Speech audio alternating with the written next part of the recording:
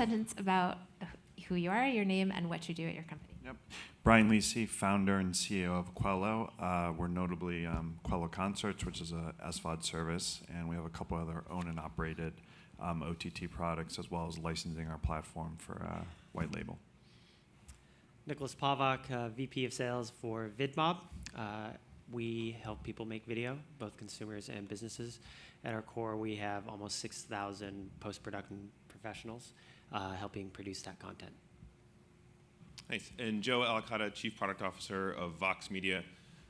We have 8 distinct brands in the media space. And on the product side, what that means is we build everything from our media stack to custom ad tech to distribution of content out to all our partners. I'm going to break the rules. I knew a year ago I'd be following Tom in a pitch. So nice work, Tom. We love dreams. Yes, we are big fans of dreams. Were you about to say something? Okay. So the next question is, what was the last video you watched and on what device? The new Stars commercial for American Gods, and it was on mobile. All right. I watched a draft of one of my commercials on our JW player Nice. on our app. Okay. There's some awesome stuff coming from the Vox.com team, unsurprisingly, and Vox Pop is a new series, so I got to watch a cut of a couple of the new episodes that are coming out of that today. All of you watch video. On my desktop. All of you watch video every day for your job. Yep. All of you watch video every day for fun. For sure. Entertainment, news, or sports. All. Yes, and yes. No sports. Burnt out on sports after ESPN. Yeah. So Joe has a history at ESPN, so he doesn't do any sports anymore. Even though we run SB Nation, one of the biggest independent ones. Okay, so for the audience, because this is about social video, and we are going to ask the Snapchat questions again. But first, how many of you watch a video on Snapchat today? On Instagram? On Musical.ly? How many of you have ever used Musical.ly? How many of you have kids who use Musical.ly? Okay. And how many of you have created a video yourself and uploaded it to any social platform in the last week, not for work? Okay, so we have a number of budding creators and broadcasters out there, which is good to know. So on the social side of things, favorite social platform and why? You know what? I use Twitter a lot. For video or just overall? No, I mean, I'm using it for video now. I mean, primarily, it started when the NFL started putting their games on, and now I'm finding much more, it's easier to follow and find niche things I'm interested in. It's not the most popular among everyone here in the room, I'm sure, but it's effective for me. Nicholas? Instagram, I fit the demo, and I think I did a better job curating it for myself. Second time around after Facebook, and I haven't fully embraced the Snapchat yet. Okay. Definitely Instagram and the Instagram camp, personally. Video and all things Instagram all the time. All things Instagram. Lockdown, same thing. Okay. Curated, locked.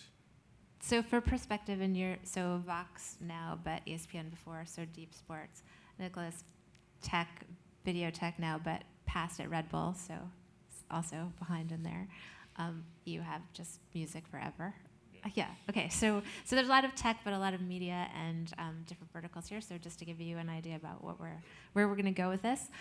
So in a world of things like House Party, how is video chat changing things for you in your work?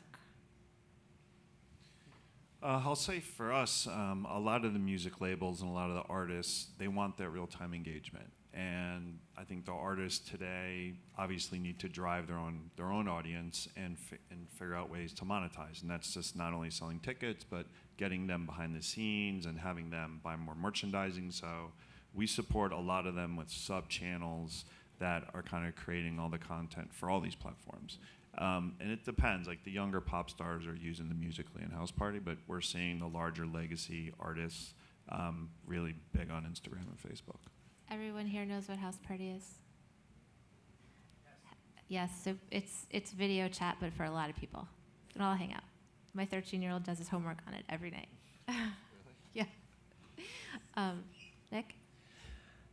In my current situation, we don't play in the thanks. video chat. Not at all. No. But so VidMob as a technology, just explain a little bit more on like how it works and what it actually does as far Right. as editing and particularly for social platforms. I think it's relevant. Right. I mean, I think it's really interesting, especially with yesterday. There's a lot of technical people in the room and a lot of machine learning and figuring out how to speed things up and make things easier.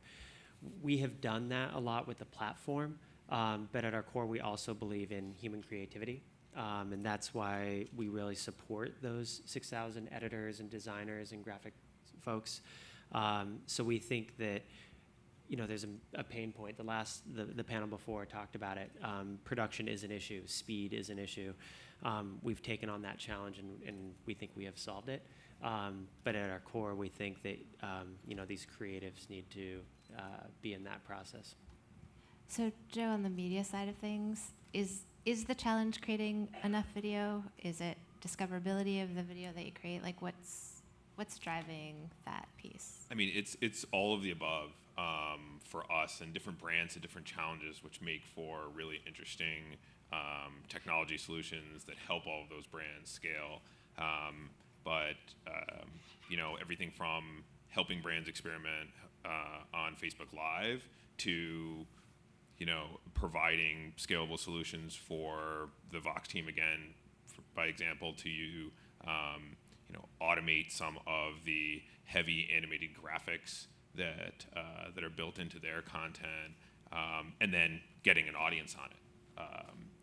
Obviously, is the key. Sure. So because you're chief product, so you have to solve these problems for them every Exactly. day. So in a world of video is the biggest problem. Like I need to get it out to more places. I need you to solve for me to publish across all these social platforms. Yep. I need better mobile something. Like what are you feeling is the biggest internal problem as far as getting creativity out to audiences? I think currently it's helping them scale on the creative side. So we've built a VMS, we've solved workflow challenges of the studio, of the individual brands. We have data flowing into the platform to let them see what's working, what types of formats are most engaging for the audience. I think the new challenge is automating the creation of those formats in a, say, data-informed way. I don't mean automating like stitching a bunch of images together with some text and a voiceover. I mean taking something that our deep creators have found works from a format perspective for their audience and finding a way to help reduce the time to create that. So from a format perspective, because we got into that a little bit earlier, do you feel like every single thing that's created for Vox has to be created equally across all social? Or do you pick and choose? Do you do different program exclusively by platform? It's a bit of a mix. It depends on the brand that you're talking about. There's content that goes exclusively to all of the platforms in one shape or another, but not for each brand. So Vox.com is a great example has a incredibly huge YouTube audience and has really punched above their weight, frankly, in the speed to which they've gotten that audience. And not all of that content ends up flowing through Facebook. Most of it also ends up on platform as well. And then you look at something like SB Nation, and that's more of the opposite. Everything kind of starts on platform, and it is kind of the classic way of just distributing it out to get a broad audience everywhere. So what we don't do is the 15-second promo, the kind of old way of Facebook programming, or Snapchat, for example. So that when you say old way, you're talking about like a promo that drives back to Vox Media. Exactly. We're focused on the audiences on these platforms and creating content for them. Certainly Snapchat, especially given the format constraints, is any of our brands that are creating content for Snapchat, it is almost always exclusively for Snapchat. Okay, so that's interesting on the exclusivity part. So Brian, your like pipes for this type of content, just for a moment, just be pipes, and for a moment you're the editing to get it into these. So is there a social platform that's driving more or less sort of asks from the publisher side, or do you feel like it's just solving my social problem needs to be done across the board? Yeah, I mean, I think it was the technology has always been kind of the barrier. It wasn't difficult to do. People were cobbling together systems, and it wasn't an easy format, right? Everyone always used YouTube, and I don't know one content provider that likes YouTube. So now that they're trying to figure out how do I connect all of them seamlessly, and especially with live, and obviously Facebook is taking a huge position on this. So we we help them funnel all that stuff through fairly quickly and cheap too. Yeah, we do all formats and lengths, long form, short form, but I think, with the advent of Snapchat coming on the scene and pushing the vertical video unit, that's been the hottest conversation we've had the last several months, both for advertising as well as content. And I think, we've solved that for now YouTube, Facebook, Instagram, Pinterest, Twitter, and they've trained up people to optimize content for each platform, and they all have different specifications, both, again, advertising and content, and so it does get complicated for publishers. So I think vertical video, as we've heard, is incredibly effective, and optimization for platforms is incredibly effective. So I think that's where we're focused. I always say we're going to pretty much soon, you're going to see artists doing 10-second songs. For Snapchat. Yeah. Just for Snapchat. They will. So in a world of, there's so many opportunities to reach your target audience, and there's so many platforms that they're using, whether they're horizontal or vertical, landscape or vertical, and all the different formats that are required to get there. We're all of us from a tech support perspective or a content creation perspective for our publisher clients, are doing everything we can to get more content to more social platforms for more audiences to watch. But how do we make money doing that? Facebook makes a lot of money, YouTube makes a lot of money, Snapchat makes some money, but for the actual publishers and creators, like how is that manifesting? I mean, I think it's hard. I mean, we work with 3 of the top SVOD channels today, and the gap between where they are and then the next kind of middle tier and low tier, there's probably 50 niche content companies out there that maybe have less than 30,000 subscribers, and people just can't move outside those ecosystems, right? You look at I always say a consumer today, their attention span is less than a goldfish, and a goldfish is 8 seconds. So how can you ever get them to move outside Facebook, to go to another product, and you go through this really clunky download thing that people don't want to do anymore? And it's hard, and I do think that there'll be an opportunity to have more services that come out and try to solve it, but it takes a lot of money. Joe, this has got to be a problem for you guys. It's an opportunity. A challenge. It's an opportunity. Look, we're a storytelling company, and our internal agency, which we call Vox Creative, turned 4 a week ago. So we've been honing how we create branded content for our marketing partners, using the tools from a platform perspective that exist for all the brands, and using the ideation that comes out of those brands from a format perspective when you think specifically about video. And that lends itself very well to monetizing across social, because it's about the audience and it's about great content, happens to be paid for by a marketing partner. So that is the sweet spot for us as a content company. So Nick, do you want to talk about branded, because you guys do it all the time on the platform? Well, yeah, in past lives, coming from the publisher side or Red Bull Media House, that was our signature, right? We did a lot of branded content. We put people at events. We filmed that. We chopped that up and put that out onto our channels. We drove a lot of viewership, and we're paid for that.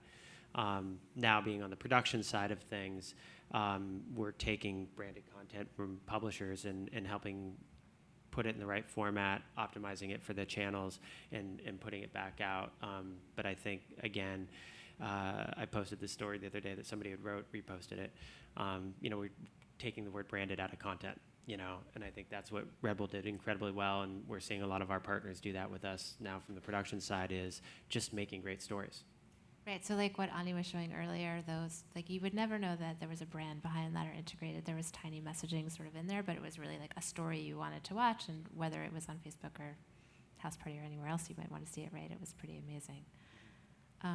Brian, so on the Qello concert side of things, does this impact social? Like, this is a destination to watch concerts, but you feel like with all the social platforms out there, you can do something different?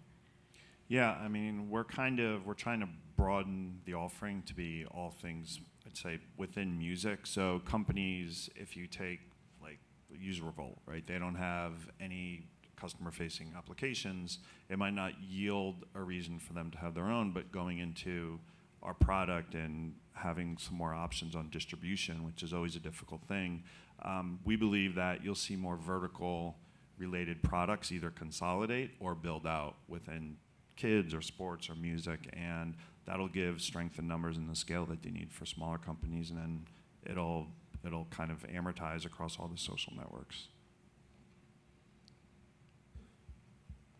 The future of social. So I feel like there, just given the growth of Snapchat in a tiny, tiny, tiny amount of time, even compared to some of the other things that we've seen in the past from YouTube across the board, what do you think is next as far as users and video goes? Is it going to be a new device or a new format, or both? I'm pretty bullish on the kind of connected TV platforms. I think you talked.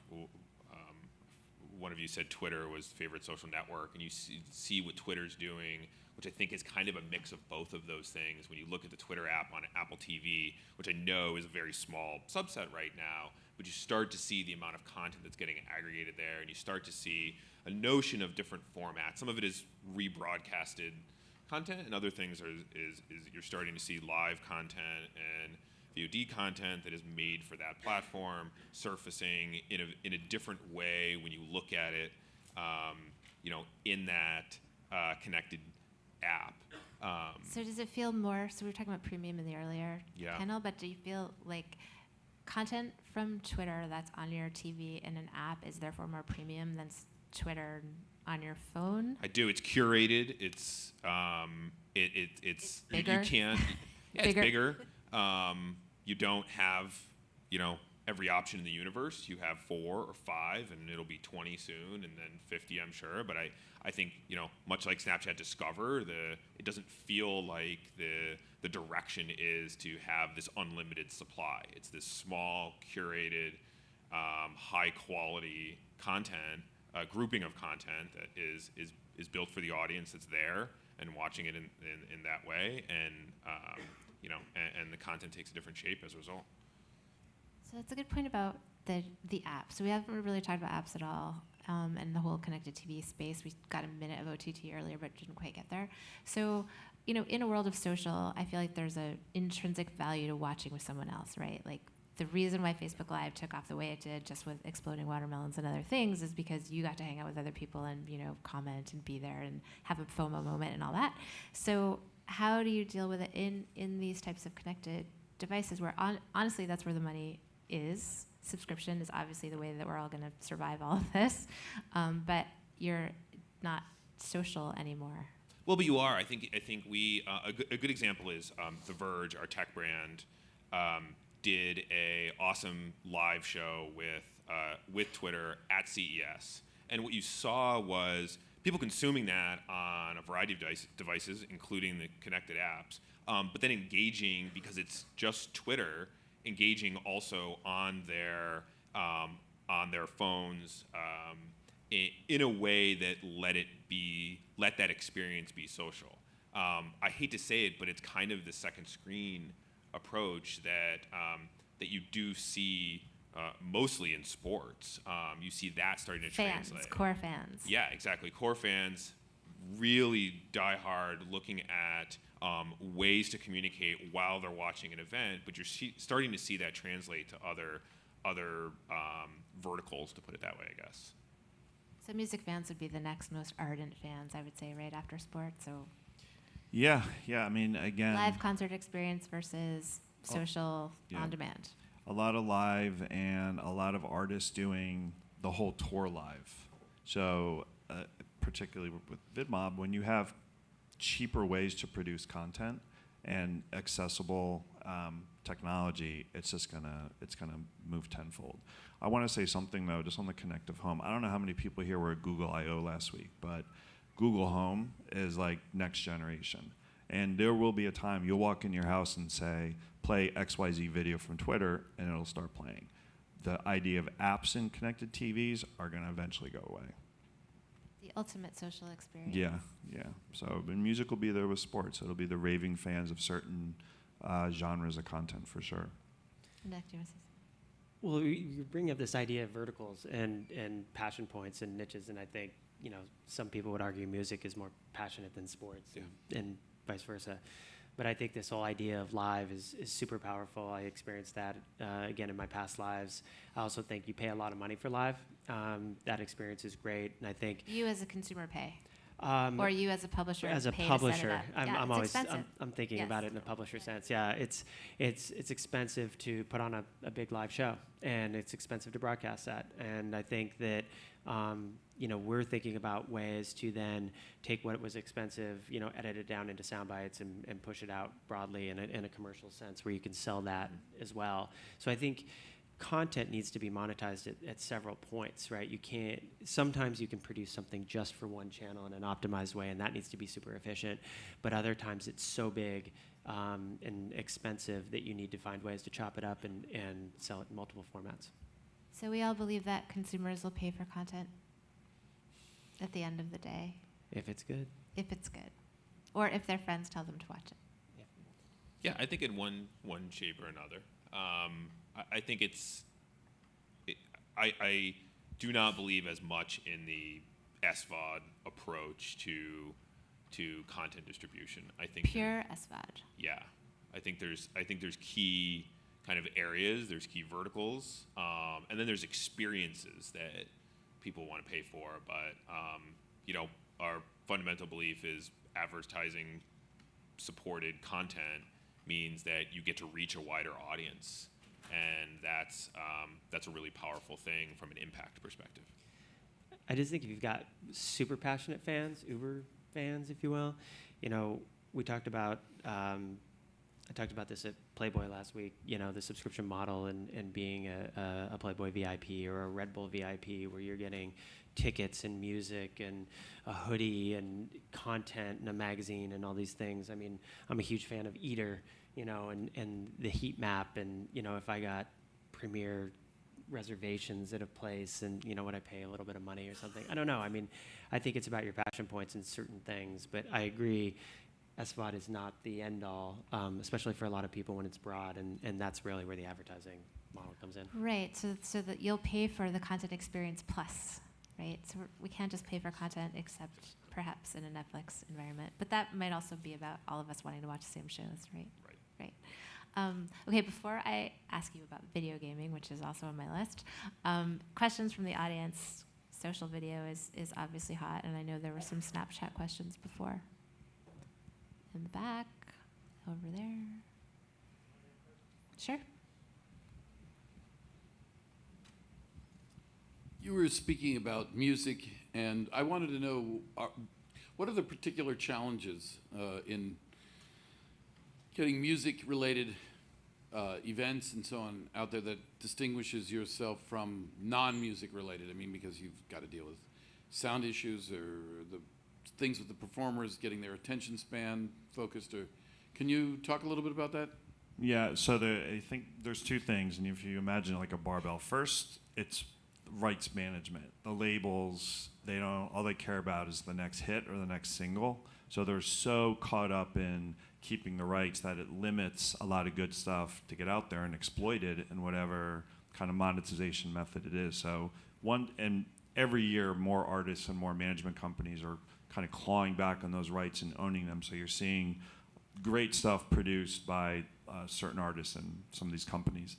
Secondarily to that, it's monetization, and it is getting scale. And like the guys were mentioning, to have people come in to an environment and get them to pay it's extremely difficult. That's why Netflix has, they pay $200 to $300 for a subscriber. But the artists are now embracing the fact that they need to own their own kind of video ecosystem experience. They need to communicate with fans more. They use it through social, but we kind of give them that platform for Qello, for worldwide. So I have a question for Joe. We've seen some of the platforms shift towards licensing fee model for premium video content, and I'm curious what do you hope to get out of distributing video to these platforms? Is it reach? Is it ad inventory? Or do you think it'll end up as licensing fees like a more traditional TV model? I think there's some examples of that working well. To date, for us, what that's really been has a place to experiment. Facebook Live is a great example. We wouldn't have put as much effort into Facebook Live if we didn't have that. So that was a great opportunity for the teams to dig in and figure out if Live was something they could really do and do well and was core to their audience. So I think right now it's experimentation. I do believe in the IP licensing model as something that can absolutely be successful for media companies as you take things that work very well and are able to tell deeper, broader stories as a result, again, of a different revenue model supporting that than purely advertising based. Any others? Do you have another question? Nope. Oh, yeah. In the middle. Oh yeah, just wondering, in regards to music, I guess in terms of research we've seen for a few years where computers can generate their own reasonable sounding music. No one in the advertising industry seems worried about it though. I don't know, are you guys worried? About, you mean computer generated songs? Exactly. They'll be less demanding than all the humans, yeah. I mean, go tell Sony and Universal that, see what they say. I haven't seen anything material in the space. I think people still want to see people sing and create, and that's what they, that's authenticity of it. So it's interesting though. I mean, as a background for all these videos that are being created on social, I do think there's a huge market. I mean, you watch what people, they're improving their video experience, their cache on Snapchat, what they can do on Instagram. They have filters, but they also want music behind it. And none of them want to get flagged for using Eminem, so they're happy to use something that they can actually, isn't traceable back to a publisher or label. Yeah. No, it is. It definitely is. I mean, and I think you're seeing the rights management companies like the PROs like BMI and ASCAP that they're doing takedowns everywhere. So it's something that they should figure out. Eventually they will, because they'll make more money. So. And stock music, stock photography, stock video. You have to use stock all the time in that platform, right? Right. Yeah, I mean, stock's huge for us. And I think that could be a supplement, right? But to your point, it's cleaned, it's categorized, and that's important. It's safe.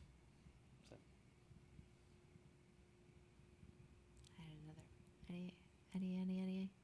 Okay. So I watch people play video games a lot more than I should for various reasons. Some of it is career, some of it is family. But what strikes me a lot of the time when I watch my son and his friends play is that they're talking about something totally that is not the game while they're playing, and hanging out about whatever while they're shooting or hopefully not always killing people. But in that type of social world where people are actually having a conversation that's maybe not specifically about the content they are creating, which is obviously valuable and has had a big investment, how do you sort of value that engagement? They're all there, they're all experiencing it, but maybe having a side chat. What does it mean to have a huge set of Facebook followers if they're not actually watching your core video? I guess I would put that on you, Joe, first, but yeah, it's we're all in the room, but we're not necessarily talking about Eater. Right, but I think the thing for us is the larger the opportunity means we can find the thing that you actually care about. There's everyone in the room, and you yell, "Who likes sushi?" Not everyone's going to raise their hand, but a third of those people are, and we're going to give them the utility of the 10 new sushi restaurants that are opening this spring in New York, which takes that down to, 5 people in the room. So it's just super. We look at it as a top of the funnel type approach, which is super important. We need to have that scale to then, it might be gain audience or capture audience on some of that utility. It might be to target them from a branded content perspective on Facebook with some of the new targeting capabilities from a data standpoint that they're offering. So Nick, from a platform perspective, I mean, I think, there's this world of publishing to everywhere and the value of that. And it goes, again, back to this, well, how much am I spending to create a video that's going into social, and how much should I be? Because a social experience by nature gives a whole world of the ability to market for me, and marketing is actually expensive. So how do you sort of see that marketplace trade of brand dollars for marketing versus content budgets to let other people market for your brand on social? Well, I think this is the fun part. We're in a huge shift right now, and I think the social media challenge, right, where you need to be faster, you need to scale, and you need to do more, is upon us all. We've heard about it a couple of different ways, and I think that's where we're focused, because brands know they need to be a part of the conversation. They need to be a part of the conversation organically or authentically, and that content needs to be optimized for whatever room they want to be sitting in. So I think you're seeing brands that know how to tell a story, go aggressively into social. You see brands that know their product attribute and know their target audience spend more programmatically, and I think more and more brands are going to figure out how to tell a story because it's more effective, right? You're getting emotion. And less control over the actual content, right? Like, Right. I look at filters all the time and wonder how people feel about their experience, their face, their personality, their Right. brand logo being filtered and noses and all. So what do you think that means in the whole world of, like, we can all do everything and share it and make, drive huge audiences, but it's not actually the original piece of content as it started. This is still valuable. This is scary. This is awesome. Yeah, I from the Rebel days, it was interesting because if you're authentic and you're supporting artists, or you're supporting sport, or you're supporting some athlete, you're taking a risk, and you're letting it go out there in a way that other consumers are going to do something and comment about something. But again, if you're really debating that out in advance, and you have experts that really understand the space, you're relatively safe, and you've got to be okay with mistakes, because mistakes are going to happen. You got to learn and retool it. Beauty of digital. It sometimes goes away. Yeah, So for us, it's a little bit different for us, because what we're saying to a brand is, we have a format, we have a way of storytelling that we see aligning with your goals, and we'll explain that concept to your audience, or we'll explain a concept to our audience that you want to be aligned with, or you happen to think is interesting. So for our content, you see less of like reshaping, and a little bit more of kind of loose coupling of a set of KPIs with something that we know can be successful content-wise. So it really, like, if you look at attribution behind that, it's about awareness, it's about brand lift. It's kind of it's less about just kind of mass appeal of a logo in a filter. I just can't believe more brands just haven't caught on to it yet. I mean, it's unbelievable, They're isn't scared. it? This is my point. It's a shame too, because you have companies like the Fader, who are a great source of music content. They do fantastic stuff with Converse and other brands, and it's engaging. I mean, you want to watch it. It's not a commercial. It's not, but it's lifting the brand. Hopefully that catches up. Thank you. So my last question for the audience is, how many of you are going to create a video or a hashtag about today and upload it? Hopefully everybody. Thank you guys so much for being here. We Thank are you. out of time. I appreciate it.